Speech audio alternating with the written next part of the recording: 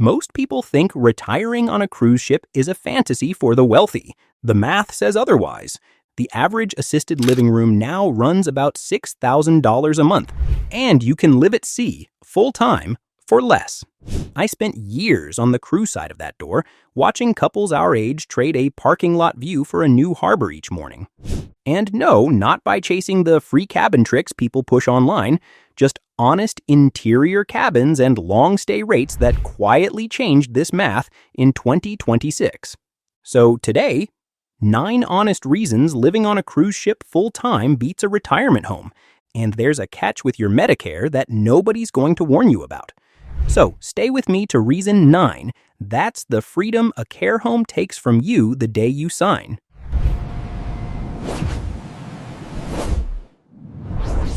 Reason number 1, the monthly math. Here's the number most travelers our age never actually sit down and run. The average assisted living room in America now costs about $6,200 a month. That's over $74,000 a year for one person before a single extra. Now set a cruise next to that.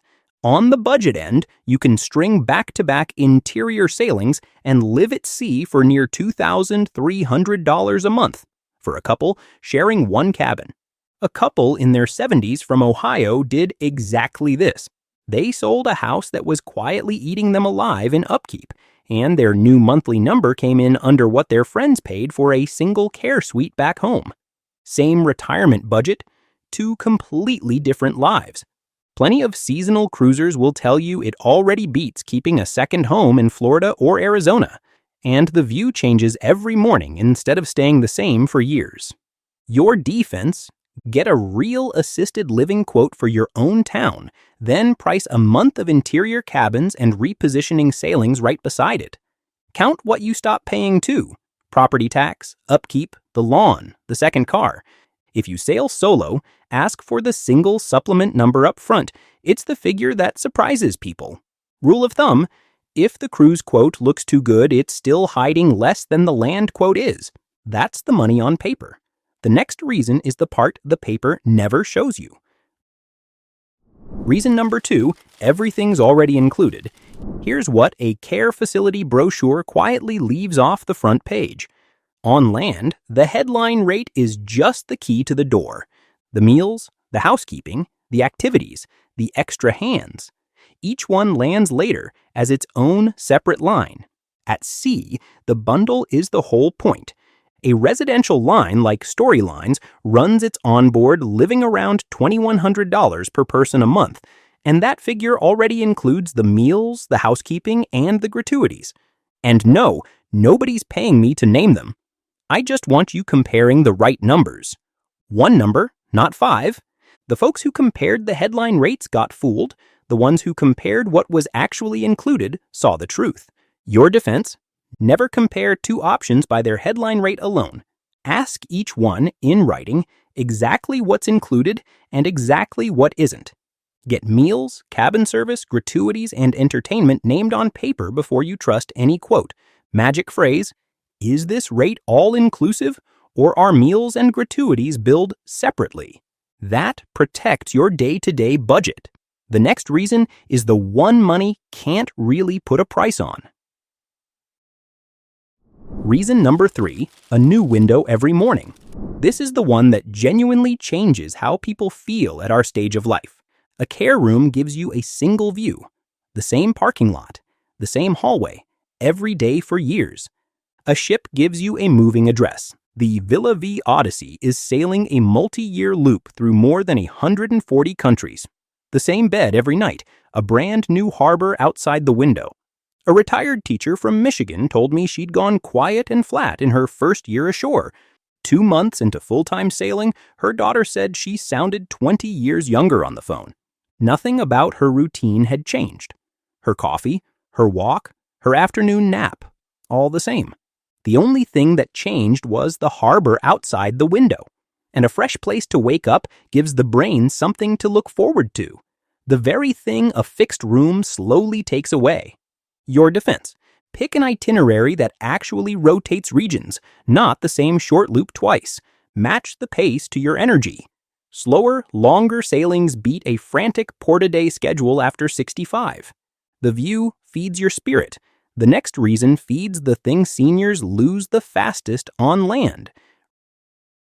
Reason number 4, the built-in company. Honestly, this is the one that matters more than the money. The hardest part of a care facility isn't the cost, it's the silence. People our age can go a whole day ashore without a single real conversation. A ship is the opposite by design.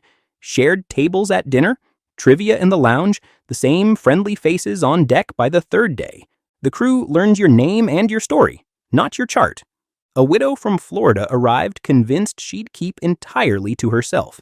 She sat down alone at an open table on night 1 and left that sailing with a standing dinner table of 6.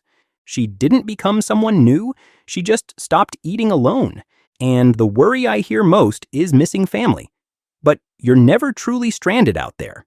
You can fly home from almost any port and string your sailings around the birthdays and holidays that matter. Your defense: choose open or shared dining your first week instead of a table for one.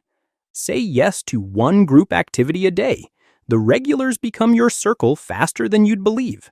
Tell your cabin steward you're aboard long-term. They'll quietly look out for you. Company keeps your spirit healthy, but the next one keeps the rest of you healthy, and it comes with a catch. Reason number 5, the doctor down the hall. Here's where I have to be straight with you because the cruise line won't. The good part is real. Every major ship keeps a physician and nurses on call around the clock, care just down the corridor, day or night. But here's the catch nobody mentions at the desk. Medicare generally stops covering you once the ship is more than 6 hours from a U.S. port. Out in open water, that card in your wallet stops working, and a serious evacuation at sea can run into 5 figures. A man from Texas learned that the expensive way. Another couple, 2 cabins down, sailed with a travel medical plan and never lost a night's sleep over it. Same emergency, 2 very different bills. And this catches seniors specifically because we're the most likely to need care and the most likely to assume Medicare just follows us out there. Your defense: carry a travel medical policy with real evacuation coverage. Comprehensive senior plans average around $500. Confirm in writing that it pays beyond 6 hours from a U.S. port, where Medicare won't. Leave your prescription list and a med history with the ship's medical center on day 1. Magic phrase: does my plan cover medical evacuation at sea beyond 6 hours from a U.S. port? That's the honest caution handled. Now, let me show you why people fall in love with this life. Quick second with me first. If this is making you think differently, tell me one thing in the comments. Would you actually trade the house for a stateroom? Yes or no? And grab the free printable version of this whole comparison, the cost breakdown, and the exact questions to ask. It's linked right below in the description. Hit subscribe and stay with me, because the next 4 reasons are the ones that quietly seal the decision for most seniors over 60.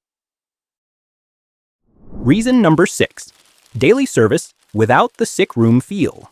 Here's something the glossy care brochures can't sell you.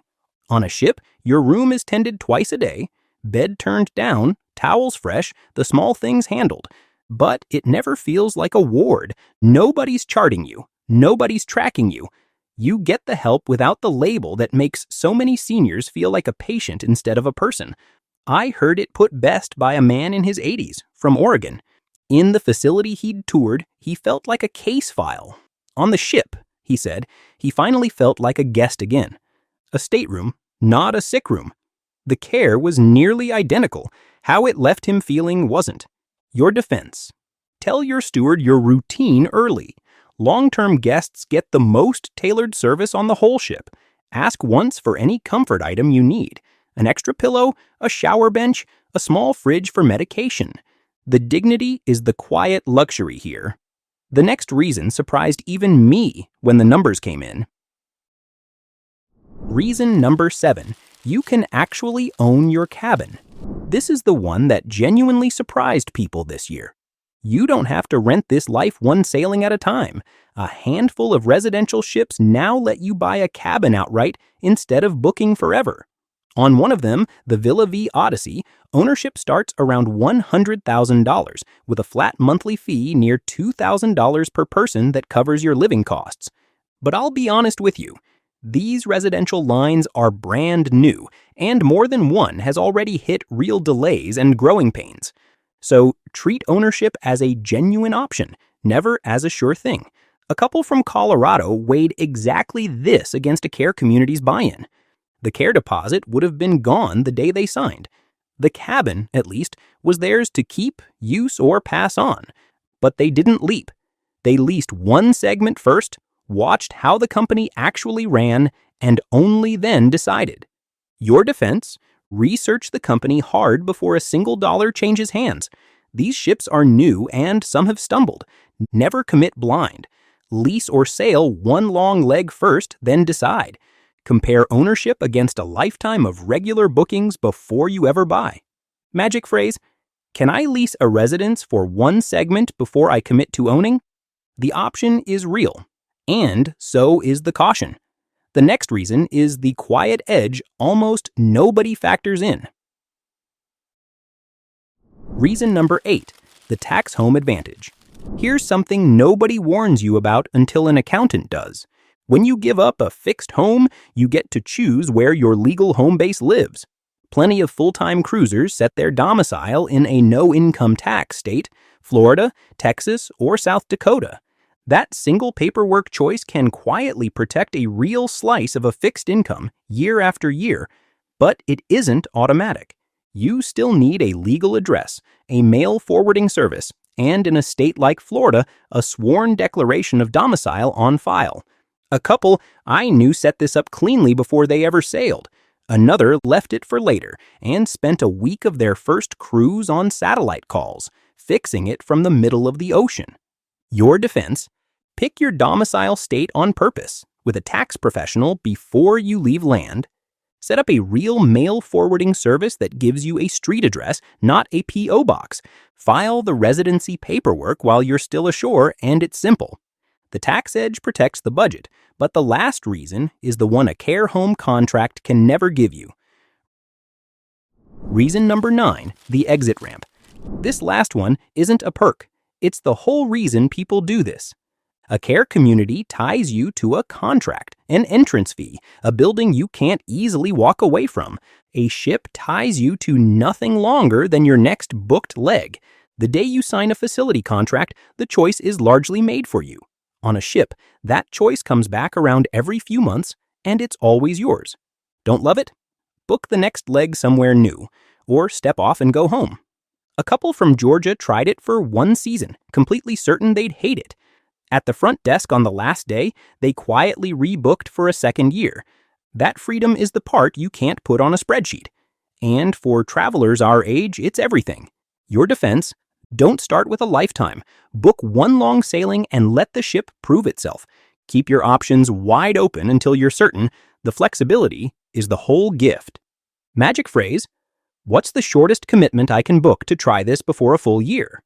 Now you know what most travelers our age never stop to add up, that the open water can cost less and give more than a room with a fixed view. But choosing this life is only half the story, because affording it comes down to the savings most seniors leave sitting on the table, the hidden advantages that quietly knock a fortune off every single sailing. That's exactly what I'm covering next, and it's on the screen right now. See you on the next one.